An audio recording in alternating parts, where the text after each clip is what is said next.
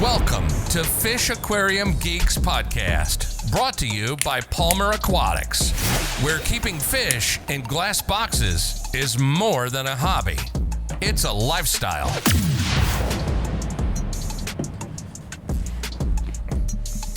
What is going on, guys? I'm Chris, and I'm back today doing another episode here on the podcast. My voice is a little hoarse.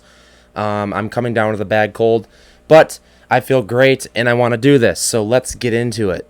Alright, guys, so first things first, last episode, I got a little crazy / manic. My apologies. There just comes a time when you get a little frustrated, and I kind of went on some pretty crazy rants. You guys honestly let me know that I was acting crazy. I specifically want to talk on behalf of something I talked about, and that is sump filters. I made a comment that sump filters aren't that great, and a bunch of people messaged me and put me in my position. So that's what it is. I started thinking about what I said, and it was pretty stupid actually, because some filters are essentially the best filtration we have without adding new water like I was talking about. So I will claim defeat on that one. I was a bit of an idiot that day. A new fish to the house that I'm super excited about is my Thai silk flower horn. People have been trash talking over and over in the comments. Hey Chris, why don't you keep cichlids anymore? And here it is, guys. I'm finding myself going back down the rabbit hole of getting cichlids and becoming just greatly addicted to these guys again. I'm on the hunt right now for some electric blue acaras, because electric blue acaras are just, they're a huge passion of mine. They're a super sturdy fish. They're super easy to breed. I'm really excited about this Thai silk flower horn. But I will say, sometimes flower horns scare me because you buy them as juveniles and you save a lot of money by buying them when they're younger. But the scary thing is sometimes they just don't pan out to be cool fish. And that's usually why most people buy older, aged out fish, because you know what you're getting. You can tell by the colorations, is the size of the cock coming in. You can tell like a red dragon when it starts to form. And sometimes when you buy juveniles, it's scary, but I happen to get a really good deal on this Thai silk, and it is what it is. The next project I want to talk about has been a passion project of mine for a very long time, and I finally get to put it into fruition. So please, guys, listen to me with this one, because it's going to be a little long, but I love the idea. So as you know, we're super into houseplants over here at Palmer Aquatics, and we're running out of room with these shelves that we're doing. So what I want to do is I want to build a giant shelf system for houseplants that automatically drains the water from the plants when you water them into a drain. This saves the time in moving all the houseplants to somewhere where you're watering them. This is a crazy idea. I know it's been in the working for a while. So what I'm going to do here is build a shelf that's 2 feet wide and 8 feet long. The issue is I had to build it inside of the house, and this got to be a little crazy, I will admit. So the idea here is we're building just a basic shelf that is 2 feet wide by 8 feet long, like I said, and it's going to automatically drain. That means the shelves have to be at different heights so that the water will drain at a level, kind of like a gutter system, essentially. So we built a normal shelf out of 2x4s and plywood, and then I kind of had to make little gullies, or almost like a trough system. And I built little walls, as you can see if you're watching the video. I apologize if you're not, if you're listening to the podcast. But as you can also see in the video, that the water is going to flow downhill because the shelves are at different heights. This is, it's super cool. I'm really excited about it. I know a lot of you guys aren't into houseplants, but I feel like the two hobbies should kind of like blend together. And if you're not into houseplants, you should at least enjoy the engineering of the whole idea of this, because I've never seen anything like this. It's been in my head for a while, and I just had to build it. So me and the girlfriend completely constructed this thing in 3 days. We went full crackhead status on it. I feel like you almost have to get it done, or else it's going to sit in the middle of your house for like 2 months. You have to go crackhead status, get it all done. We stained the cabinet super nice, or I should call it a shelf, that's what it is. And then what I did was I built it all out of wood, plywood shelves essentially, and then what I did was I ran pond liner on the inside of the shelves. That gave the shelving a water barrier so that when you water the plants and the water goes through the pots and the soil and it all runs through the pond liner, and it's totally water resistant. Brilliant, I know, right? I don't know. I'm just absolutely fascinated with the fact that I built this. I will say though that if you're dreaming of building something cool like this did take a lot of thinking, and if you're not good at like DIY, I would maybe stay away from this one, because this one was pretty in depth. There was some crazy epoxies at the end I'll show you, but I really had a fun time doing this. I will be publishing this video very soon. I'm a little concerned because, my channel is completely fish aquarium related, and this is houseplant stuff, and I'm a little concerned about like bringing the two together, but hopefully it will go over well. I feel like this could be something that could go viral. Of course it won't, because that's how the world works, but I don't know. Let me know in the comment section. Here's the plumbing.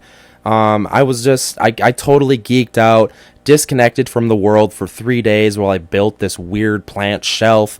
That's when you know you're a complete weirdo, when you disconnect from just everything around you and just go deep into your DIY projects. That's my life. So we completely constructed the shelf. We put pond liner on top of the shelving. We laid rock on top of that to kind of hold down the pond liner. We then started to construct the drainage. That was the most complicated part of the entire shelf. And I won't babble too much about this because the video will be publishing soon. But I just want to tell you guys I'm super passionate about this, and I think it's a really, really cool idea. And yes, I know that not everyone is into houseplants, but guys, just give it a try. They're super easy, and you can even throw a lot of them in your fish tanks. Alright guys, next I want to talk about keeping pea puffers and the struggle we have had with algae. So we've been keeping pea puffers now for around a year here in the house, and we've moved them around into different style of tanks. I've done fully planted with lots of hiding spots. I also thought they would be awesome in a tank with just floaters like water lettuce, as you can see here. But what happens over and over in these tanks is the tanks grow so much algae it takes over. What sucks is these fish are so tiny, they don't move the water at all. And also, they have close to nothing of a bio load. And yes, I'm aware that keeping them in a heavily planted tank would be perfect.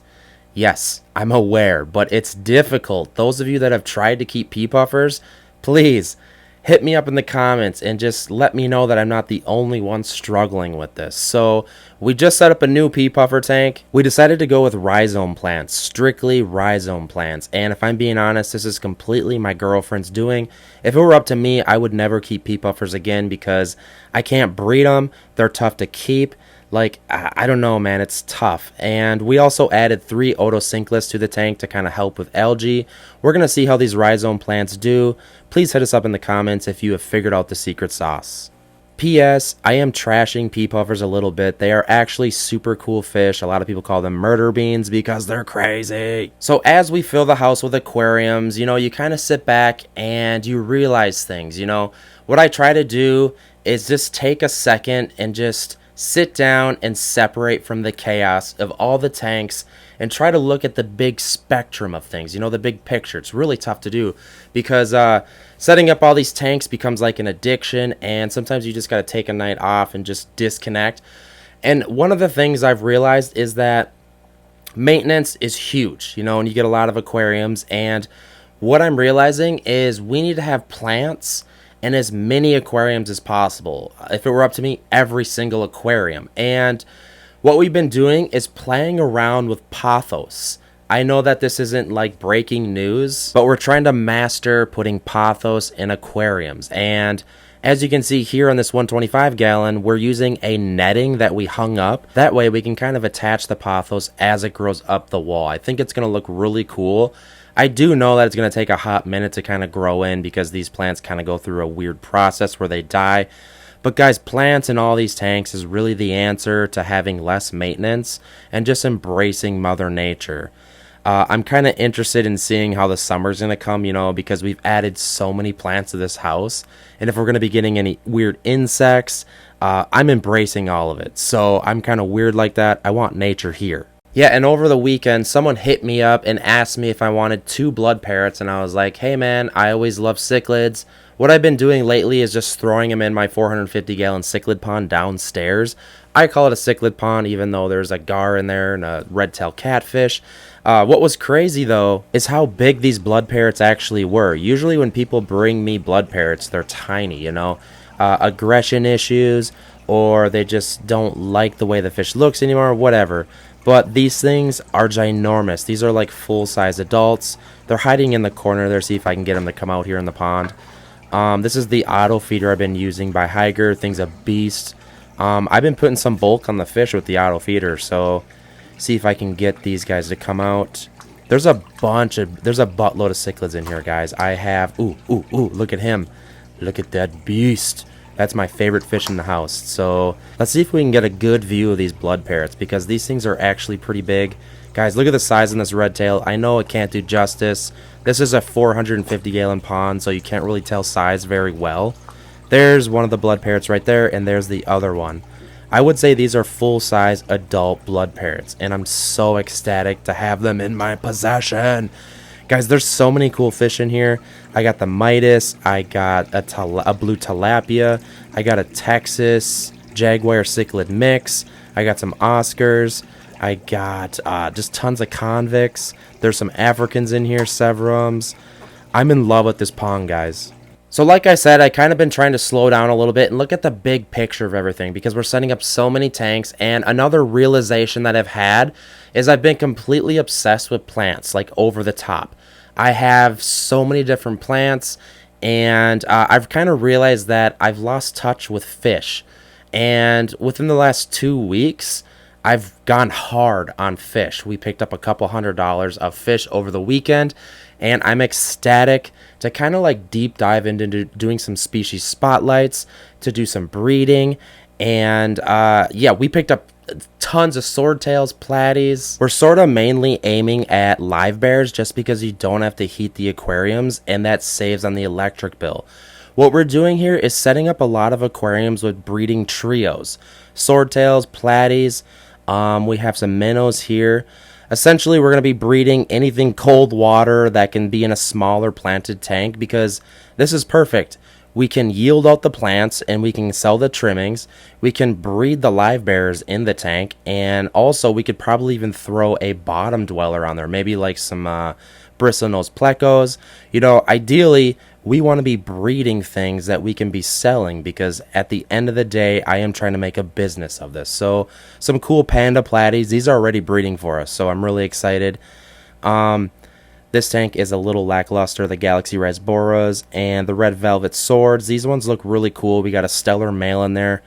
These aren't like super exotic fish, but like I told you guys, we're starting from the ground up and kind of just doing some of the simpler fish. And there are tons of beautiful platies.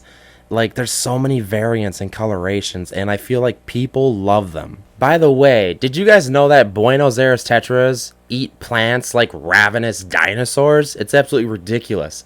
There's a handful of tetras that eat plants that I totally forgot about. And Buenos Aires tetras, they're beautiful, but they eat plants. I don't know, it's a weird side rant. Since I'm on the topic of ranting, let's talk about aquarium heaters.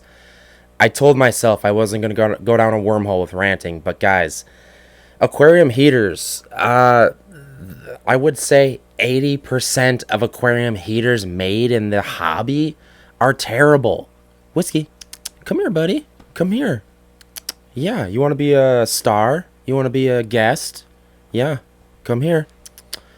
But yeah, guys, aquarium heaters, I would say out of the 53 tanks in the house, maybe 50% of them have heaters, and they're failing like crazy. And not only are they failing, or either they fail or they just don't keep up. And I've learned that a telltale sign of an aquarium heater being a decent quality is the gauge of the wire coming out of the heater itself, sorry, I was trying to think of how to explain that. You know, some of these, I just picked up a 300 watt heater from a cheaper Amazon brand. I'm not going to say any brands. I'm not going to call anyone out. 300 watt heater, and the wire going into the heating unit, the heater itself, is really thin. And this 300 watt heater has issues keeping up in a 10-gallon aquarium. So 300 watts cannot keep up heating the water in a 10-gallon tank. That's ridiculous. And there is just so far and few from the quality of aquarium heaters. And I feel like it's worth talking about the good brands because there's only a handful of them. Usually I'm not brand biased, but I want to spout out the brands that I trust and believe in because they deserve it. I've been going through tons and tons of them. You know, old used ones, people drop off used equipment. 80% of all the heaters that you get are used are crap. So the brands I trust. Number one's Eheim. That's a German brand. Obviously, everyone sort of knows them as being awesome quality. Number two is Fluval. I don't even need to talk about that. Fluval makes great products. Number three is actually a somewhat new brand that's a hot seller on Amazon. If you search for aquarium heater on Amazon, the brand is known as Vivo Sun. And it's really cool. This is my favorite heater on the market right now because it has a thermostat or a thermometer, a digital thermometer on the heater that lets you know the temperature of the water. So I can look in there and see the water temperature is 79. And then if you want to set it, that's a whole other setting. They work great too. Like, it's ridiculous. And they're only like $28 for a 300 watt heater. I love Vivo Sun. I've been trying to get them to sponsor this channel because I'm a sellout like that because I can't afford to be buying all these aquarium heaters. I don't know why I said that. That was stupid. But guys, heaters are far and few. Let me know in the comments section if you had a bad experience with all these other brands that I won't say. So as I was telling you guys, over the weekend we picked up a couple $100 of fish, and some of them happened to be some turquoise rainbows. It was so crazy. The second we threw them in this tank with the other rainbows, their colors just exploded. This is probably one of the coolest looking tanks in the house right now. I think a 55-gallon tank planted with a community tank setup is the way to go, man. If you only have a couple tanks in your house, you gotta do a 55-gallon heavily planted, get some rainbows. I'm in love. We're going to throw some breeding mops in here and see if we can maybe get some eggs. It's maybe unlikely with all the fish in the community, but we're still going to try it. One more thing I wanted to show you guys was our mystery snail breeding setup. We have maybe like 20 or 30 mystery snails in this 20-gallon tall. We got a bunch of moss in here, and what we're doing here is trying to set this tank up to breed mystery snails. I'm by no means a mystery snail expert, but we do have a clutch, so we're doing something right. I'm pretty excited about this project of breeding these mystery snails just because I've never really effectively done it, and I'm determined to research and do this to the best of my ability. We're concentrating on a couple variables like making sure there's enough moisture and humidity at the top of the level of the water. As you can see, we lowered it like an inch or two, and that gives the mystery snail kind of some area to move out of the water and lay their eggs. Like I said, I'm doing some heavy research on this. Please hit up the comments. If you know the secrets, let me know. We have a couple different types of mystery snails in there. And yeah, so I also have some German blue rams in this tank I'm trying to breed. God, Whiskey, quit bugging me. I'm trying to do a video. He is the house menace. I tell you what, he's still a teenager, and I love him to death, but God, he's such a menace. So yeah, German blue rams. Really excited to try this. Look at him. He won't even let me do a video. This is ridiculous. Well, guys, without further ado, I got to get back to business. I got quarantine tanks I'm setting up. We're medicating fish. There's so much crazy stuff going on. I just built another rack of 6 10-gallon tanks. Then I'm going to build another rack of 6-gallon tanks to go over here in my office. The madness never stops. What we're trying to do here is hoard out plants to where we can sell clippings like crazy, and we want to be breeding libraries like crazy. And then we're going to get downstairs, and then we're going to start breeding bigger fish, maybe like cichlids. You know, we're going to get some flower horns. the girlfriend is already talking. She wants flower horns and cichlids because they're more personable. Like, I love hearing that. So without further ado, guys, please subscribe if you haven't yet. Thanks for listening to the end here. Please consider becoming a member. It helps to kind of pay for all this stuff.